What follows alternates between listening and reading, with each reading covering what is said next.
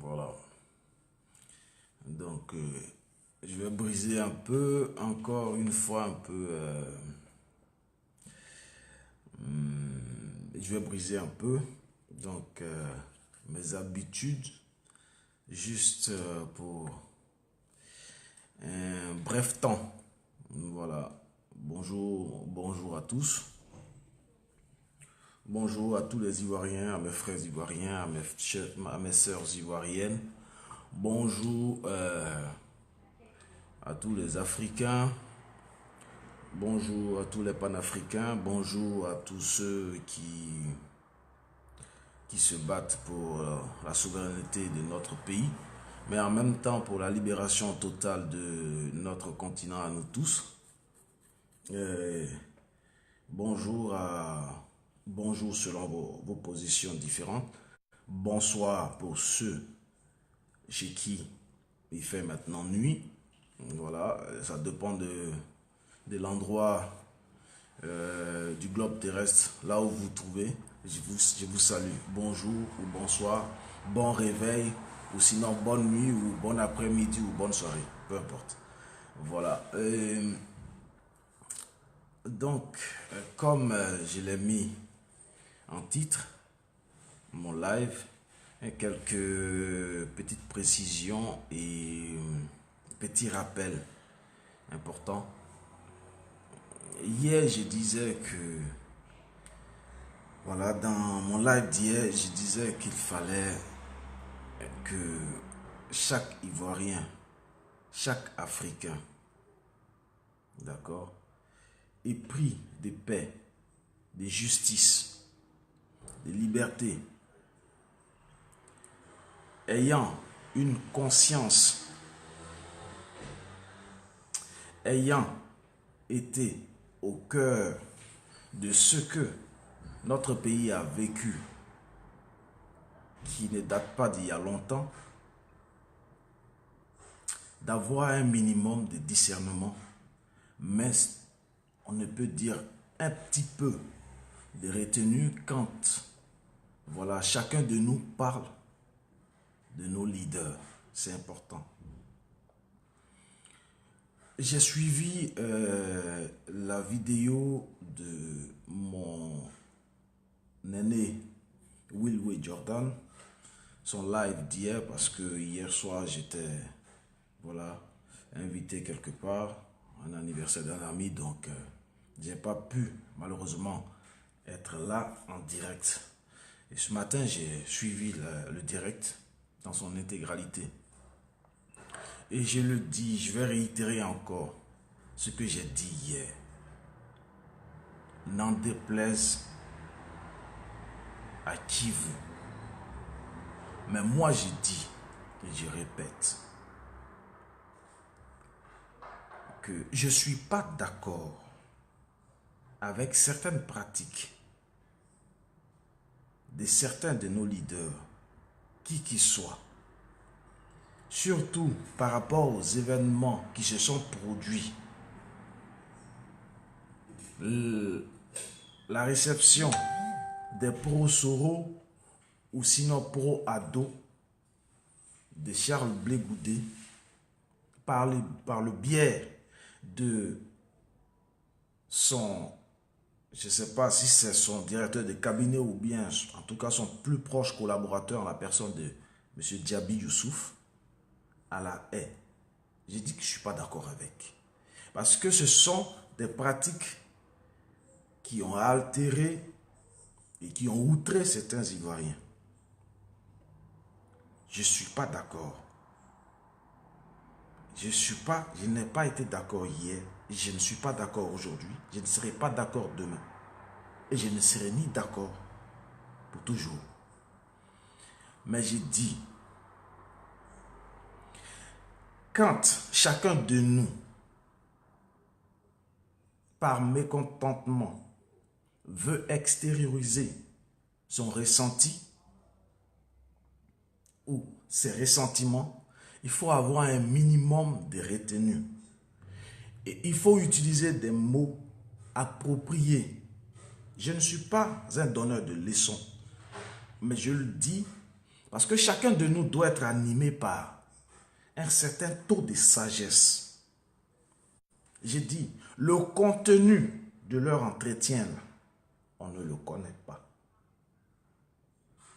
Voilà. Le communiqué que Blé Goudé, d'après les réseaux sociaux, parce que moi, je n'ai rien entendu de la bouche de Blé Goudé, donc je ne peux pas me prononcer là-dessus. Mais le communiqué dont on dit être de Blé Goudé, que les gens ont placardé sur les réseaux sociaux, en l'occurrence Facebook, là, pour moi, il est un peu vague. Voilà, il n'est pas élargi. On ne connaît pas le contenu de ce communiqué, ni rien. Voilà, donc je ne peux pas me prononcer là-dessus. Le jour, j'ai dit, hein, hier je l'ai dit et je le répète, j'ai dit, ceux-là, ce sont nos leaders. Je vais vous rappeler des faits, très clairement, comme hier je l'ai fait. J'ai dit en 2000, après les élections de 2000, qui ont amené les Ivoiriens à descendre dans les rues, parce que le général Guéhi Robert, paix à son âme, a voulu confisquer, d'accord, la victoire aux élections présidentielles du président Laurent Gbagbo. Ce sont nous les Ivoiriens qui sommes descendus dans les rues parce que nous savions en ce moment-là qui on avait élu à notre tête. Et on est allé chercher notre pouvoir. Le pouvoir appartient au peuple. Et c'est le peuple qui le donne, qui établit le chef qu'il veut à sa tête. Et c'est ce peuple, en 2000, qui est descendu dans les rues pour aller reprendre son pouvoir qu'on lui a, qu'ils ont voulu lui confisquer, pour établir son chef. Pourquoi ce chef-là, le peuple ivoirien l'a choisi? Parce que le peuple ivoirien sait qui il est, qui il a été, pourquoi et qu'est-ce qu'il est capable de faire pour les Ivoiriens, pour la Côte d'Ivoire. C'est très important. Aujourd'hui, là, si notre chef, là, à nous tous, là, à la personne du président Laurent Gbagbo, si il y a des dérapages, même si on veut le rappeler à l'ordre, je me souviens comme si c'était hier, Yodé et Siro ont écrit une chanson. Vous êtes tous Ivoiriens comme moi. Allant derrière lui, il nous a promis de changer notre vie. Dans les hôpitaux, il y aura médicaments cadeaux. Notre sécurité sera toujours garantie. Mais dans cette chanson-là, dans les paroles de cette chanson-là, ils lui ont dit, Monsieur le Président, si tu as choisi voleur dans une autre des chansons, ils sont revenus encore sur Monsieur le Président pour lui dire, parce que quand ils ont fait la première chanson pour dire, quand tu étais dans les tribunes, tu criais tellement fort que tout le monde t'a entendu. Aujourd'hui, là, tu es l'arbitre. Et tu es sur le terrain. Il n'a pas écouté, je mets entre guillemets, parce que moi-même, je me dois des retenues. Donc, ils sont revenus à la charge pour écrire une autre chanson, pour lui dire, Monsieur le Président, si tu as choisi voleur, c'est nous, le peuple, là, qui allons t'appeler voleur. Si tu as choisi voleur, c'est nous, le même peuple, là, qui t'avons établi, là. C'est nous qui allons t'appeler voleur. Tu seras le comptable de toi-même, ton propre choix. Et c'est normal, c'est clair. Mais c'est dit avec beaucoup de retenue. Ceux qui sont animés de beaucoup de discernement et beaucoup de sagesse comprennent. Le président de la République, le président Laurent Gbagbo, les a même reçus au palais présidentiel, dans la salle des pas perdus. Et Siro, ce jour-là, il était tellement gêné à cause de la chanson. Même le président de la République même leur a dit, votre chanson-là, elle me plaît beaucoup. Hein. Vous pouvez me la chanter. Donc ce chef-là, c'est nous qui l'avons établi. Aujourd'hui, là, ce chef-là, que nous avions établi en 2000, qui était en train de faire de grandes choses pour nous, là, des gens nous l'ont enlevé et il est actuellement en prison à La Haye, à la Cour pénale internationale. Cette cour même qui a été créée, ouverte et financée par George Soros et ses collaborateurs et ses partenaires pour assouvir d'abord, d'accord, leurs égos, leurs ambitions lugubres et macabres, qui est de prendre les chefs d'État africains qui sont nationalistes, qui sont soucieux du bien-être de leur peuple, pour les amener dans ce froid hollandais. Et il y est pour nous, pour chacun de nous. Donc, pour parler de lui là, il faut, s'il vous plaît, il faut beaucoup de retenue. Je prends un exemple. Je rappelle des faits dans mes exemples. Je suis comme ça. Le président Laurent Gbagbo n'était pas au pays quand le pays a été attaqué en 2002. Il était en Italie, au Vatican, à Rome. Il était là-bas quand le pays a été attaqué dans la nuit du 18 au 19 septembre 2002. Dans cette attaque-là, le président Laurent Gbagbo, là, il a perdu ses amis les plus proches, ceux avec lesquels il a fondé le FPI, là, pour lequel chacun de nous aujourd'hui là, dit qu'il lutte, là, dont chacun de nous dit défendre les idéaux, là, dont chacun de nous dit adhérer aux idéaux, là. Il les a perdus aux premières heures. S'il vous plaît, aux premières heures. Il pouvait bien rester à Rome, en Italie. Il pouvait bien rester là-bas. Il pouvait très bien rester là-bas. On a vu beaucoup, hein. On a vu beaucoup qui se sont succédés à la tête de cette nation qui est la nôtre, là. Dès qu'ils ont entendu, même des bruits de pétards, là, ont pris les tunnels qui reliaient l'ancien tunnel, parce que quand le président Laurent Gbagbo est arrivé au pouvoir, il a fait fermer ce tunnel-là. Mais ils ont pris ce tunnel-là qui reliait la résidence présidentielle à l'ambassade de France. On les a vus, on les connaît. Et ils se sont retrouvés en France pendant que les Ivoiriens souffraient. Le président Laurent Gbagbo, là, il pouvait rester à Rome. Mais il a pris l'avion et il est rentré au pays. Et quand il est rentré là, avant de rentrer, on lui a dit de rester parce que c'est dangereux. Il a dit, mon peuple est attaqué, mon pays est attaqué. Ceux qui m'ont élu à leur tête là, ils sont attaqués. Je me dois d'aller à leur côté pour faire bloc et résister ensemble. Et si je dois mourir, tel sera mon destin. Je préfère mourir sur ma terre natale avec ceux qui m'ont établi que de rester ici. Parce que ce serait me moquer de leur électorat. Aujourd'hui, là, il est en prison. Si on veut parler de lui, là, c'est à cause de nous qu'il est en train de vivre cet enfer-là. À cause des Ivoiriens, depuis 82, il ne fait que vivre d'enfer en enfer. Exil politique, emprisonnement, tentative d'assassinat. Respectons-le. Hier, je vous ai dit, respectons les gens qui ont vécu. Et respectons les gens qui donnent leur poitrine pour nous. C'est important. Et je vous ai pris hier l'exemple d'une maman. La première dame Simone Yves Gbagbo, pour parler d'elle, ou pour dire quoi que ce soit la concernant, il faut avoir un minimum de respect. Donc, beaucoup de retenue. Voilà un jeune. Aujourd'hui, on dit qu'il a 45 ans, donc il n'est pas jeune.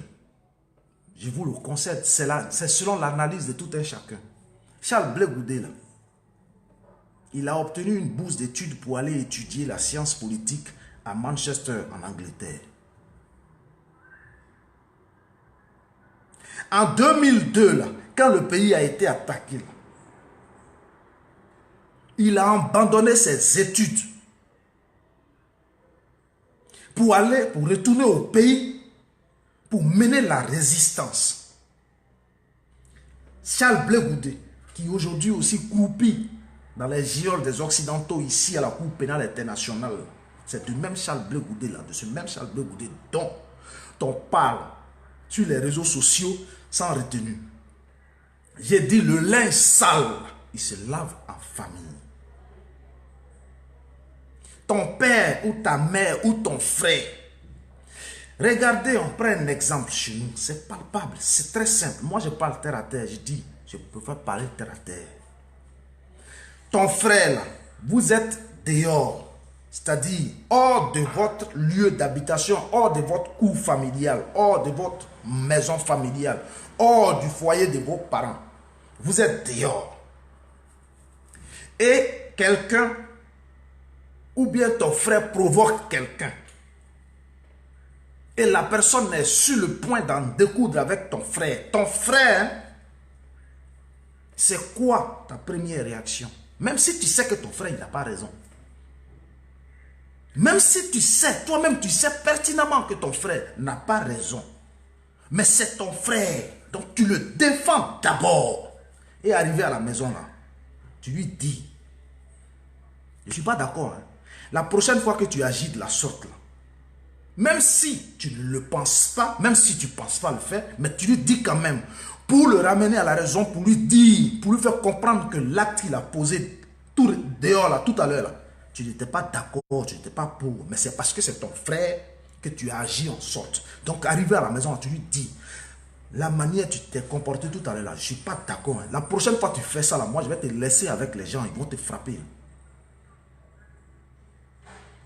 Une personne intelligente, là, une personne sage, là, c'est comme ça qu'elle agit.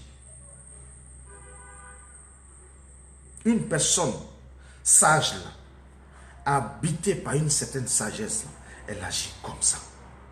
C'est pas parce que tu es d'accord avec tout ce que ton frère fait.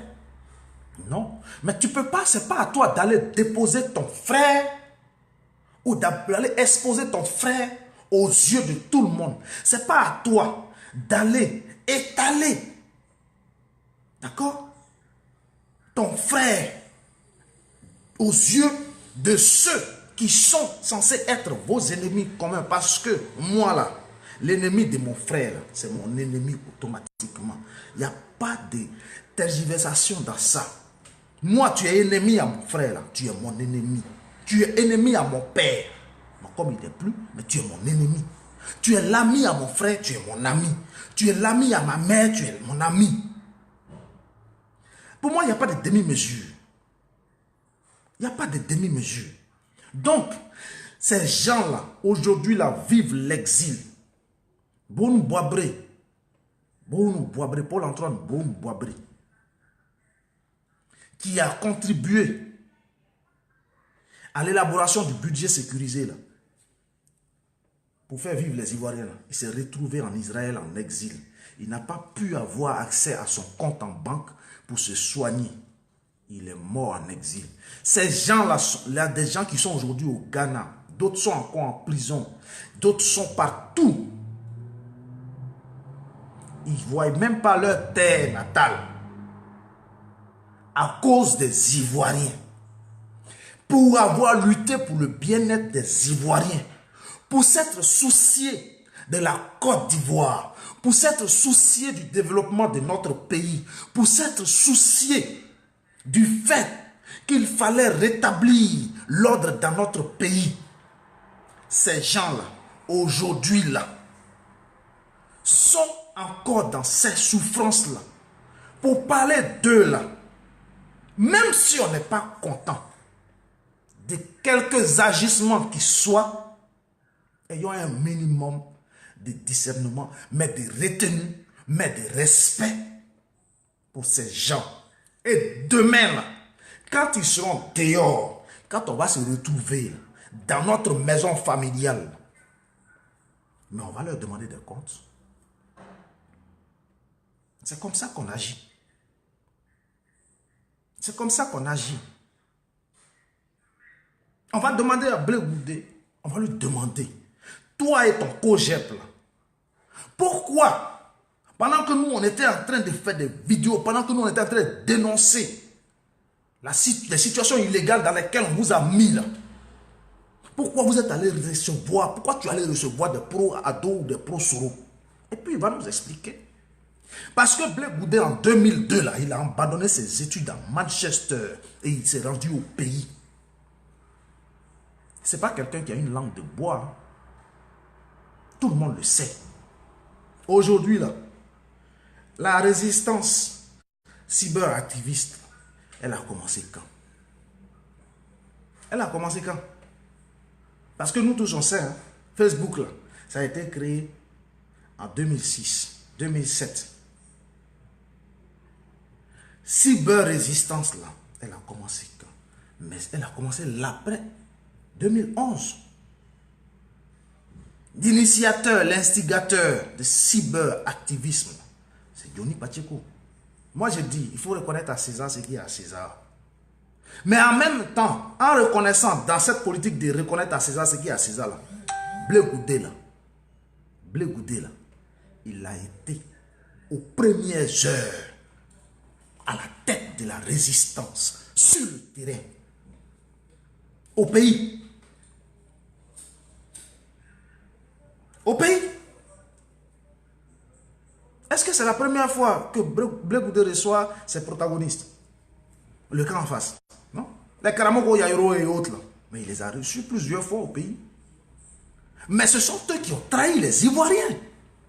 Moi, j'ai dit hier, ceux-là, j'ai dit, je ne suis pas pour et je suis contre qu'on parle de réconciliation actuellement pendant que des gens, nos leaders à nous, sont en prison. Pourtant, ils n'ont rien fait. Donc, recevoir, moi, je ne connais pas le contenu.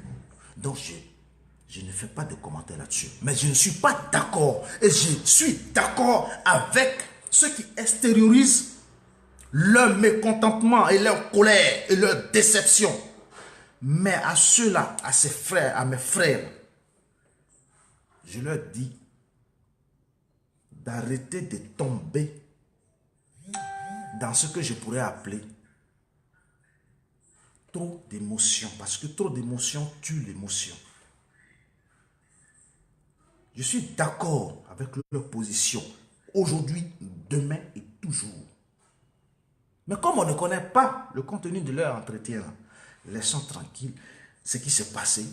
Concentrons-nous sur ce qu'on a commencé, sur ce que vous avez commencé là. Concentrez-vous là-dessus.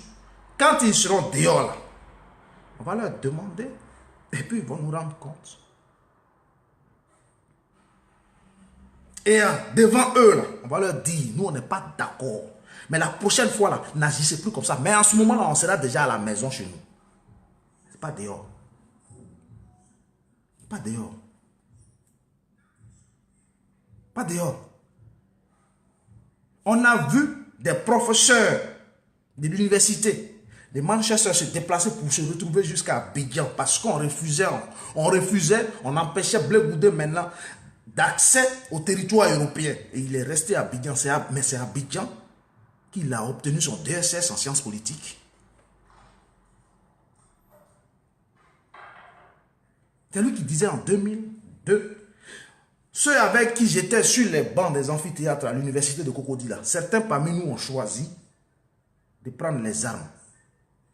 Moi, Blé Goudé, je suis venu les mains nues pour lutter, mener la résistance avec mon peuple. Donc, le monsieur là, sinon le jeune là, sinon notre frère, on est encore dehors. Ce qu'il a posé comme acte, ce qu'il est en train de faire, ne nous plaît pas. Gardons ça ici, dans une partie de notre cœur. Demain, là, luttons pour qu'il soit dehors, qu'il soit libéré, qu'il revienne à la maison. Défendons-le. Malgré ça, on le défend. Défendons-le dehors. On est encore dehors. Quand on va se retrouver à la maison, là, mais on va lui dire, c'est comme ça qu'on agit. C'est comme ça qu'on agit. Il faut qu'on arrête de tomber. Parce que ceux-là, c'est ce qu'ils cherchent. C'est ce qu'ils entendent de nous. En fait, la division, nous-mêmes, frapper nos frères devant eux pour qu'ils s'en moquent. Nous-mêmes, gronder nos frères, exposer nos frères devant eux pour qu'ils s'en moquent, pour qu'ils en rient. C'est ce qu'ils cherchent, c'est ce qu'ils attendent de nous, c'est ce qu'ils veulent provoquer. Évitons de tomber dedans. Évitons de tomber dedans. Voilà. Maintenant, il y a eu un intervenant sur le live de mon aîné Will Jordan. Je vais dire au cher aîné que ces lives-là, il est censé être la voix des sans-voix du peuple africain et en particulier du peuple ivoirien. Donc qu'il arrête que mon aîné ne dise pas, même s'il veut extendre sa lutte là sur toute l'Afrique. Moi je lui ai dit hier que je leur demande pardon à eux tous qui ont été déçus. Parce que la lutte a besoin d'eux.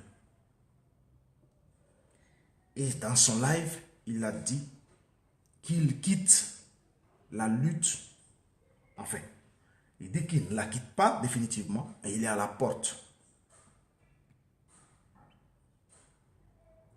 Il ne quitte pas la lutte, mais qu'il est à la porte. Non, non, non. Je ne veux même pas qu'il reste à la porte, qu'il revienne à la maison.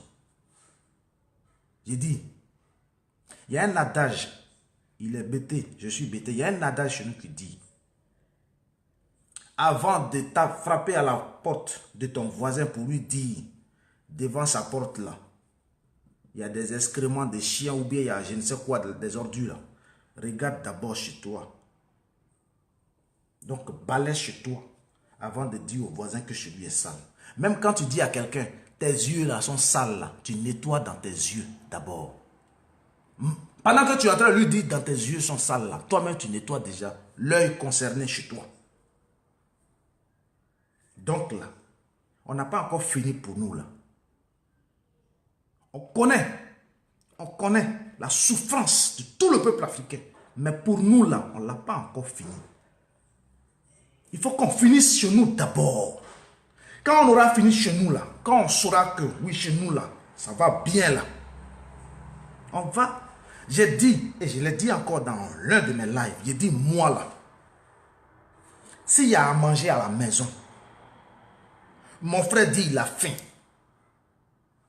Je sais que le voisin aussi là, il a faim. Mais mon frère n'est pas encore rassasié là, je ne donne pas au voisin. Je suis désolé, hein, si c'est pour ça là, qu'on me traite de méchant, qu'on me traite de xénophobe, qu'on me traite de je ne sais quoi. Mais mon frère n'est pas encore rassasié là, je ne donne pas au voisin. C'est clair. Et si mon frère est rassasié, qu'il dit la quantité qu'il a emmagasiné dans son estomac là ne pourra pas suffire pour toute la journée là. Je mets la nourriture là qui reste là au frais. Regarde à côté. Je vais réchauffer. Demain matin, je vais faire une coucher. Mon frère va manger.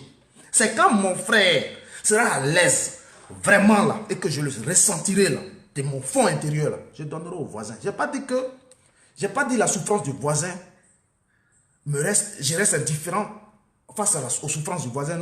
Mais c'est la... Excusez-moi, il y a eu une petite coupure, mais c'est la vérité. Mais c'est la vérité. Donc, balayons chez nous d'abord, finissons avec nos combats là d'abord. Agissons, continuons à agir pour que tout le monde soit au pays.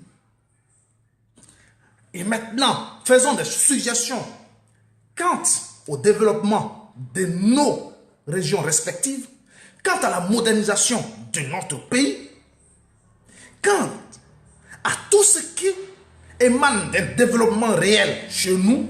Et ensuite, on dira, bon, on va voir. On va essayer d'aider nos frères du Mali, nos frères du Burkina, nos frères de temps et temps et temps.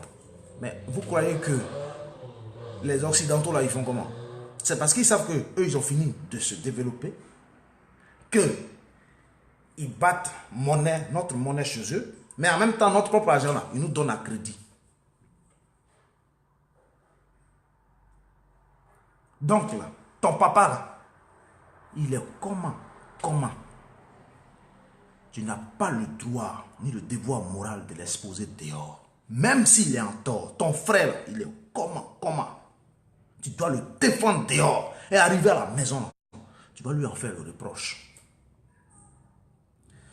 Et donc, pour revenir au frère aîné, Will Jordan, j'ai dit ces lives-là, ce ne sont pas des plateformes de débat, ni des plateformes pour discuter amicalement. Il est la voix des sans-voix. Il est un conscientiseur. Donc, dans cette politique-là, qu'il continue là-dedans. Parce que si c'est pour que des gens, si des gens veulent intervenir, que ce soit franchement avec des points sensés, essentiels, importants, qui nous intéressent, qui intéressent les Ivoiriens. Pas pour venir parler de soi ou pour venir se faire voir. Parce que si c'est pour se faire voir là, si c'est pour se faire voir là, nos frères, chers frères et sœurs, chacun a ses moyens pour se faire voir. Mais ce n'est pas pour ça que les Ivoiriens se connectent. Il y a 10, 20, 30, 100, 1000 personnes quand tu es en live. Ce n'est pas pour ça. Ce n'est pas pour te faire voir. Donc les intervenants qui veulent se faire voir, je dis aux frères aînés Will Jordan qu'ils les éliminent d'office.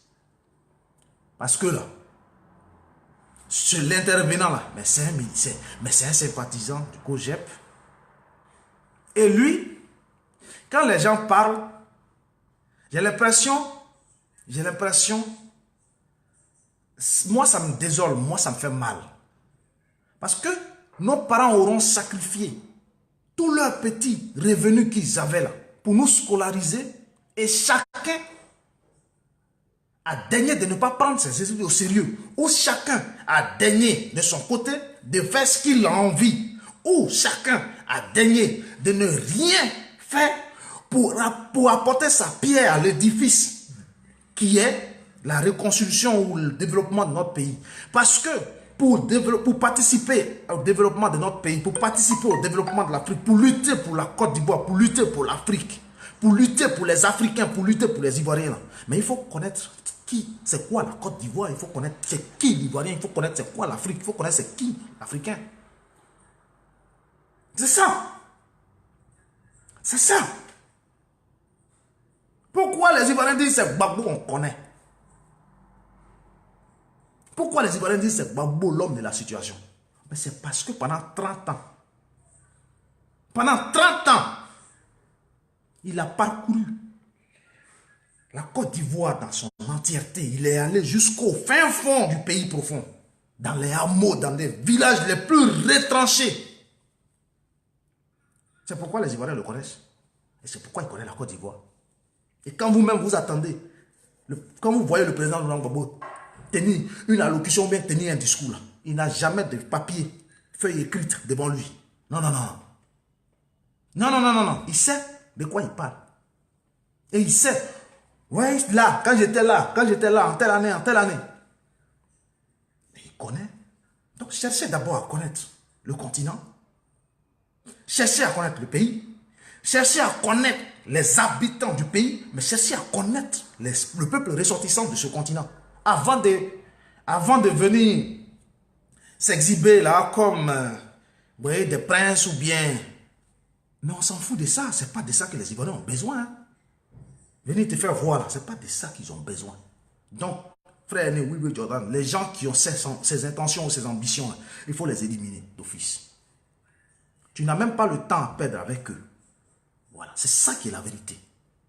Quelqu'un qui vient, qui s'assoit pour dire la diaspora, une diaspora ne peut pas mener une lutte. Mais de quoi il parle lui? De quoi il parle? De quoi il parle? Hein? De quoi parle l'auteur? Une diaspora ne peut pas mener une quelconque lutte. Mais si aujourd'hui Simone Gbagbo et tous ces prisonniers là sont sortis là, mais c'est par rapport à, c'est à cause de la diaspora. Et la France dans laquelle on est assis, et puis on parle. La résistance française là, elle a été menée depuis où? L'appel à la résistance, elle a été lancée depuis où? Hein? Vous venez vous asseoir, vous asseyez là, vous parlez, sans savoir même de quoi vous parlez. La résistance, la France dans laquelle nous tous on est, puis chacun vient, il veut se faire voir, on ne sait pas ce que tu as, ce que tu es. On s'en fout de ce que tu as, qui tu es. On s'en fout de ça. Les Ivoiriens, c'est pas ça leur problème. C'est pas pour ça qu'ils viennent suivre ton live. Ou bien c'est pas pour ça que tu demandes à intervenir dans le live d'un résistant, un cyber-résistant. Non, non, non. Non. Quand le nord-est de la France ici, là, le nord-est ici, là, frontière franco-allemande, les villes du nord-est, cette région du Grand Est là, a été occupée par les Allemands qui ont progressé jusqu'à Paris. Là. De Gaulle, là, c'est de l'Écosse qu'il a lancé l'appel à la résistance française. Donc, de quoi on parle? De quoi parle l'auteur?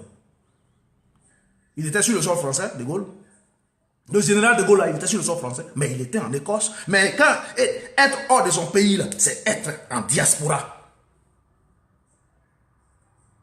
C'est-à-dire, du moment toi, Ivoirien, tu n'es pas sur le sol ivoirien, tu es au Burkina Faso, là. Tu es un Ivoirien de la diaspora. Pas parce que tu es sur le continent africain. Hein. Pas ceux qui sont en Europe ici seulement, qui sont de la diaspora. Non, non, non. Une fois tu es hors de ton territoire, tu es de la diaspora. Tu appartiens à la diaspora de ce pays. Hein? Non, de quoi on parle? Les Juifs, là, ils ont mené la résistance israélienne là-où? Mais c'est en diaspora. Mais il faut que les gens arrêtent de raconter leur vie, venir se faire voir sur les réseaux sociaux. L'histoire là, tous on l'a étudié. Et je suis compatissant envers ceux qui n'ont pas eu la chance de l'étudier. Maintenant, avant donc de venir t'exprimer, vouloir t'exprimer, je ne sais pas si c'était le but. Sinon, si tu viens t'exhiber, si tu viens te faire voir, mais vas-y, continue. Mais avant de venir parler, là, il faut aller relire tes cours d'histoire. C'est quoi? Chaque matin, les gens se lèvent pour donner leur poitrine, pour prier, pour demander, ben aujourd'hui là, ce jour-là est fait de quoi concernant mon peuple, concernant mes leaders. Et toi, ton souci là, c'est venir te faire voir devant les gens. Si tu es riche, ou bien tu es dans ton jossi, ou bien je ne sais où là, il faut rester dans ton jossi. Voilà, il faut rester dans ton jossi. Nous autres, on n'a pas jossi. Toi, tu as ton jossi. Donc, reste dans ton jossi. Et je vous avais dit que je vous donnais l'avant-dernière semaine du mois d'août, sinon la dernière semaine du mois d'août. Si vous regardez bien mes lives, pour que cette dame que moi je connais là, que mon papa m'a présenté, le couple présidentiel Laurent Gbagbo et sa femme, que mon papa a attrapé ma main pour que j'aille saluer pour la première fois de ma vie. Gbagbo prend photo avec eux. En 1993, je savais qu'elle allait tenir un discours. C'est sorti, hein. Elle a fait le discours là. Mais attention au discours. Parce que seuls les initiés, les initiés comprendront le discours. Ce n'est pas une question de... Est-ce que ce qu'elle a dit là, le contenu de son discours, chacun analysera et comprendra comme il veut. Sinon là, moi je sais déjà. Voilà. Donc s'il vous plaît, quand on veut parler de ceux-là, un peu de respect, un peu de retenue, c'est très important. Voilà. Voilà pourquoi je vous ai dérangé ce matin. Je vous ai peut-être réveillé. J'en suis désolé, je m'en excuse. Mais c'était pour moi important, d'une importance capitale, de rappeler certains faits. Parce que Bleu Goudé là, qui qu'il soit, quoi qu'il fasse, pour la Côte d'Ivoire, il a sacrifié sa vie, il a sacrifié ses études. Le président Laurent Gbagbo là, pour la Côte d'Ivoire là, il a sacrifié sa vie. Et sa vie personnelle et sa vie de couple. et sa vie de famille. La première dame, pareil. Donc, pour parler de ces gens, il faut qu'on ait un minimum de respect pour eux. Parce que ce sont des gens qui ont vécu. Ce sont des gens qui ont subi pour nous. Donc, ayons un minimum de considération et de respect. Donc, parlons avec beaucoup de retenue. Quand on veut parler d'eux, c'est important. Le jour, continuons à lutter pour qu'ils sortent. Et quand on va se retrouver à la maison, ils vont nous rendre compte. Notez seulement. Blé Goudé a fait ça, ça ne me plaît pas. Je note aujourd'hui. Mon papa Babou a fait ça, ça ne me plaît pas. Je note aujourd'hui. La première dame, ma maman, elle a fait ça, ça ne me plaît pas. Lida Kwasi a fait ça, ça ne me plaît pas. Et puis tu notes. Quand on va se retrouver à la maison, là, on va se parler.